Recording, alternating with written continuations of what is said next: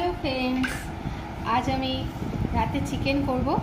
তার জন্য আমি এই চিকেনটাকে ম্যারিনেট করে রাখছি। এখানে আমি আদা বাটা, রসুন বাটা, জিরে বাটা, ধনিয়ার গুঁড়ো, লঙ্কা বাটা, লাল লঙ্কা, তোমরা চাইলে কাঁচা লঙ্কাও দিতে পারো, লবণ, হলুদ, তেল দিয়ে একটু ম্যারিনেশন করে রেখে দেব।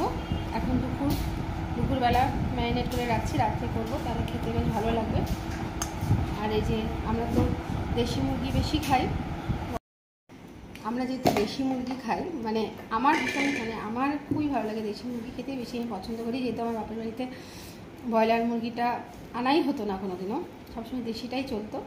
আর খাসি এগুলো তো খাই, পাঠা, খাসি এগুলো খাওয়া হয়, কিন্তু আমার বাপের বাড়িতে ব্রয়লারটা আমি খাইনি কখনো। যার জন্য আমি এখানে আসার পর ব্রয়লার মুরগিটা ভালোই পছন্দ করে আমার শ্বশুরবাড়ির লোকজন, কিন্তু আমি আবার পছন্দ করি না, তাই আমি দেশি মুরগিটাই ভালোবাসি। তার জন্য আমি বাজারে গেলে আমি দেশি মুরগি নিয়ে আসি।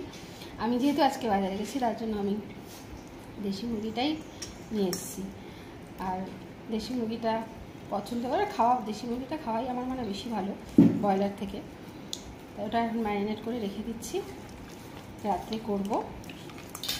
সমস্ত কিছু দিয়ে মেখে এখন রেখে দিলাম, থাকবে কয়েক ঘন্টা। সন্ধ্যাবেলা ফ্রিজ থেকে বার করব, করে এটা আমি রান্না করব, আর সাথে চিকেন কষা রুটি হবে।